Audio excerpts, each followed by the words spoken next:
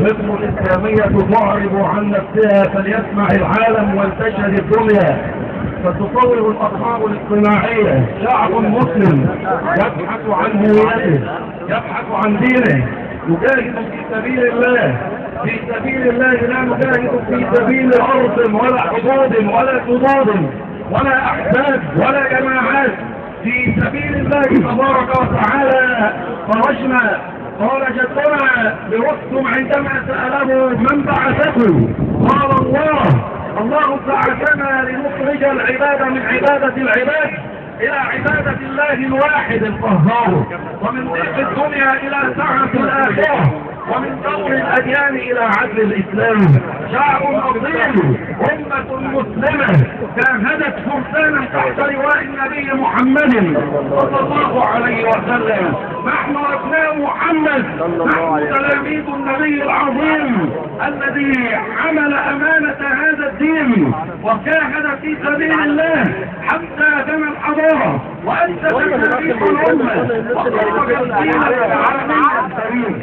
دستورنا وقانوننا القرآن الذي أنزله الله تعالى ليخرج العبادة من الظلمات إلى النور بإذن ربهم إلى صراط العزيز الحميد.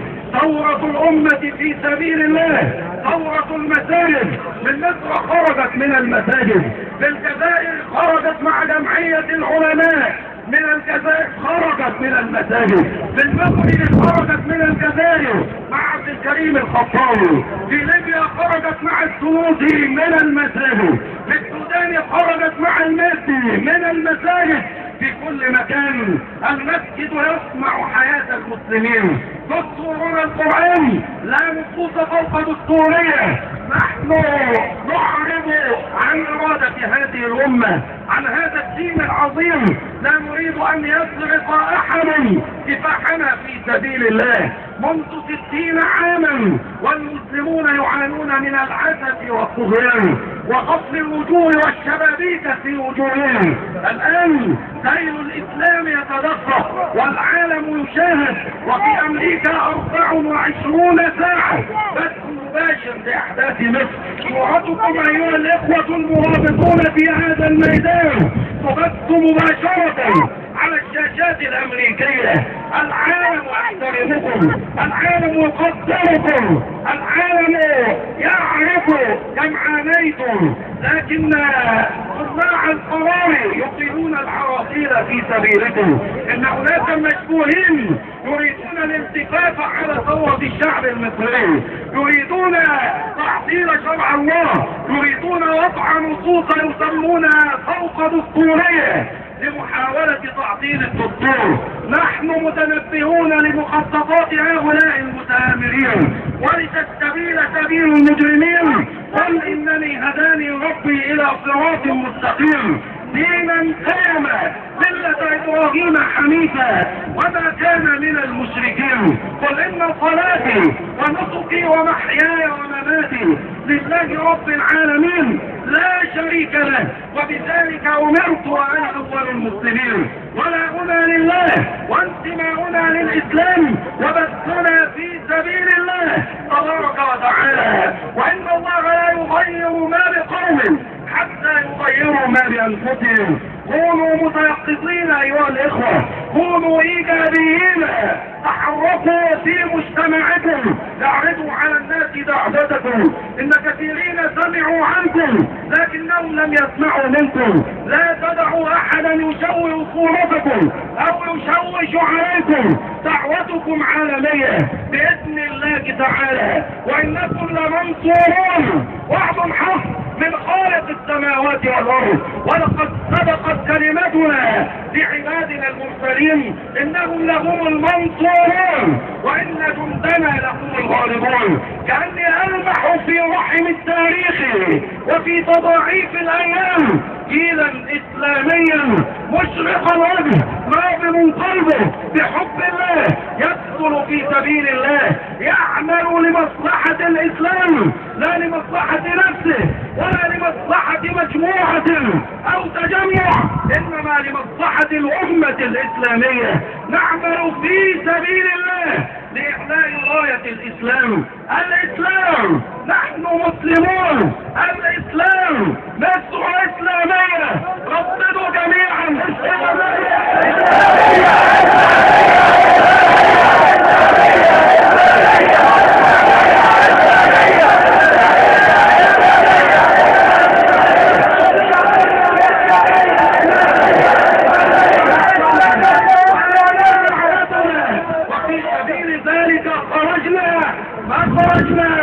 لتنصر الأمة إلى كثرة أعدادنا، فنحن بحمد الله كثرة كثرة، أكثر تجمع بشري على ظهر الأرض هم أتباع النبي محمد.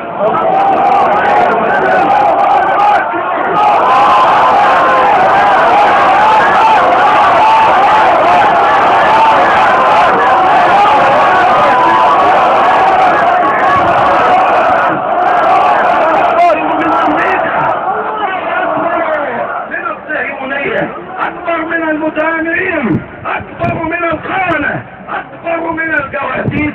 ألم ترى كيف فعل ربك بعاد؟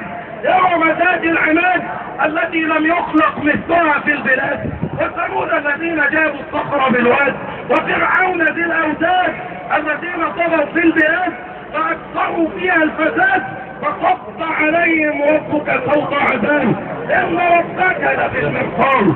الإسلام قادر، الإسلام قادر.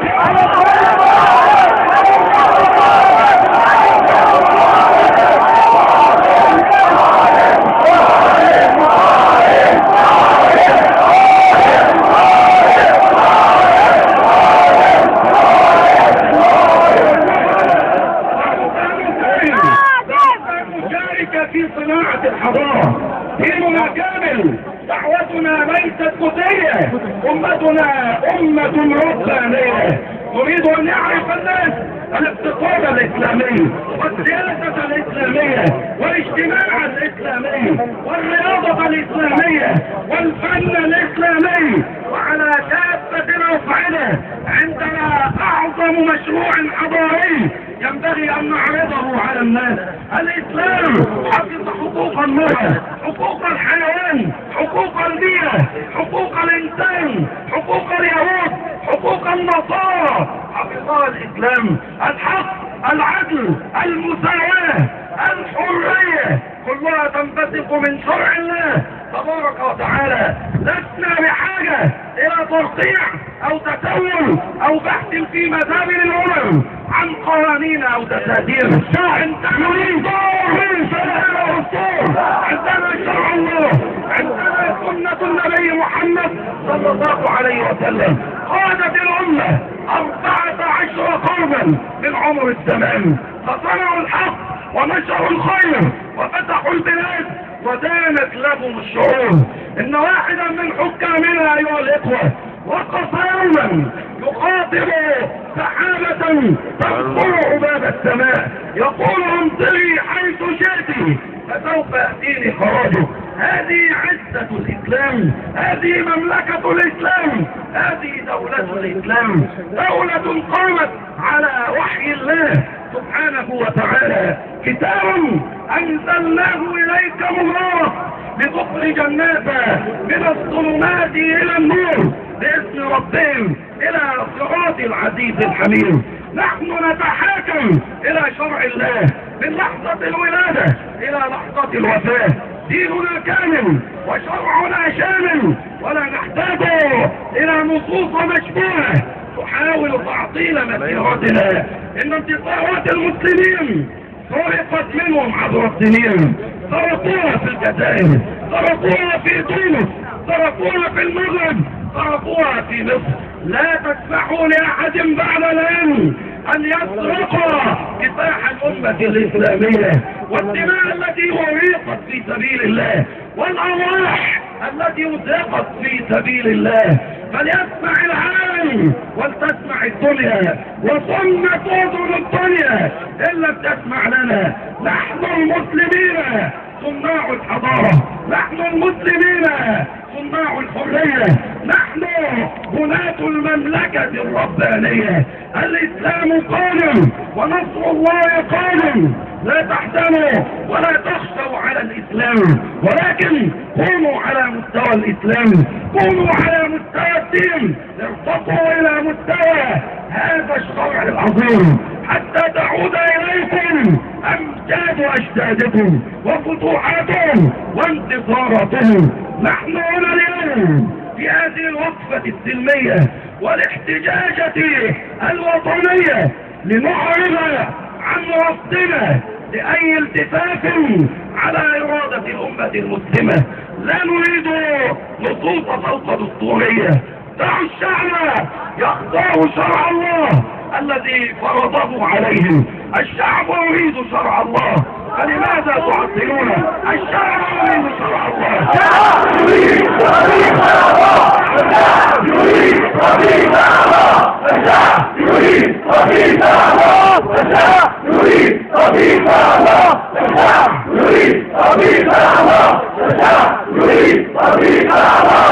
الشعب يريد الشعب يريد هذا الشعب المسلم يطالب تطبيق شرع الله.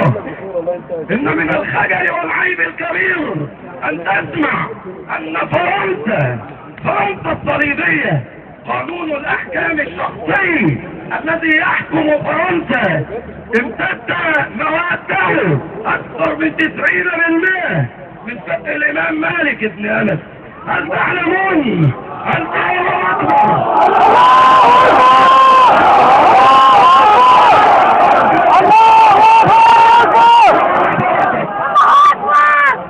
فرص الدستور الأمريكي والتمدن من الشريعة الإسلامية.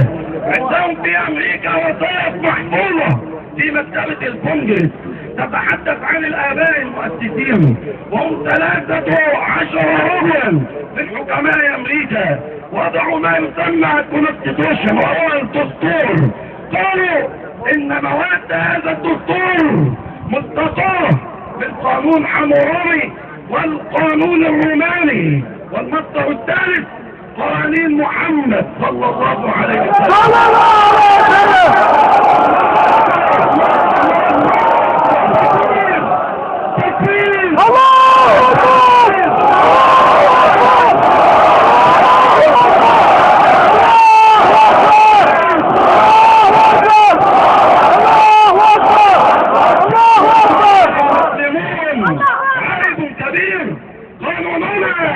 يتحكم في ثلث التشريع الامريكي و90% في قانون الاحكام الشخصية في فرنسا، ونحرم نحن ابناء الاسلام من ان تقر اعيننا وان يحكم رقابنا شرع الله تبارك وتعالى. ان هذا لهو الخزي العظيم. والله مسبة في حقنا في صفحات التاريخ ان نستسلم لمثل هذا الخزي، او ان نترك حفنة من المشبوهين تتحكم في مصير هذه الامة. ان الله تعالى خلقنا مسلمين، فلن نذل لاي اتجاه لا يعرف عن خضوعه واحترامه لشرع الله تبارك وتعالى. اننا لا نعز ولا نجل ولا نحترم احدا الا اذا كان خاضعا لشرعنا وعلى وفق ديننا على شرع الله تبارك وتعالى. اما ان يخرج مشغولون يريدون ان يلبسوا علينا، نحن بحمد الله من اكثر من 30 عاما نتابع مسيرة هؤلاء الناس، ادبياتهم، اجنداتهم، مشاريعهم امام اعيننا مفتحة، نعلمها، درسناها، حفظناها، وحذرنا الناس منها من اكثر من 30 عاما.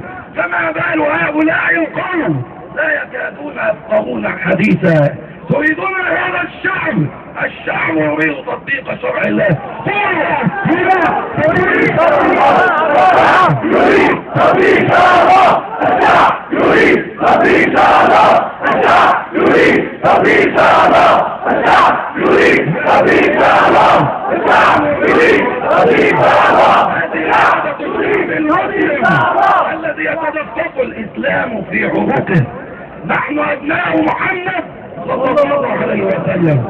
وإن لم نكن على مستوى هذه البنوة فبطن الأرض خير لنا من ظهرها. علموا التاريخ، علموا الدنيا، العالم يتابعكم، العالم يتابعكم الآن، فلا بد أن تكونوا على مستوى هذا الدين. احذروا من الانجراف وراء شعارات قد تخالف عقيدتنا. ليس لأجل مصر حملنا الهم، حملنا هم شرع الله ودين الله. ليس في سبيل مصر قتالنا وجهادنا. مصر حبيبة علينا وعزيزة علينا، لكن في سبيل الله قاتلنا لتكون مصر قرة تاج الإسلام.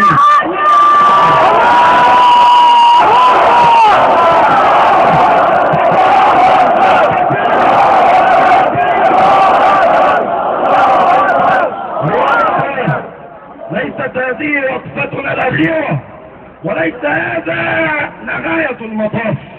إن هذه ولادتنا من جديد، إن هذه مرحلتنا. هنيئا لكم أيها المحتشدون رجالا ونساء، هنيئا لكم أيها المرابطون وأنتم تكتبون صفحة جديدة من صفحات تاريخ هذه الدعوة الإسلامية المجيدة في سبيل الله. احذروا الإعلام واحذروا الناس من خيانات بعض المشهورين من رجال الإعلام، ومدوا أيديكم إلى المخلصين من هؤلاء وتعاونوا معهم ووجهوهم حتى تكون كلمة الله هي العليا وتكون كلمة الذين كفروا هي السفلى. أكتفي بهذا القدر. شكرا لكم على حسن استماعكم. والله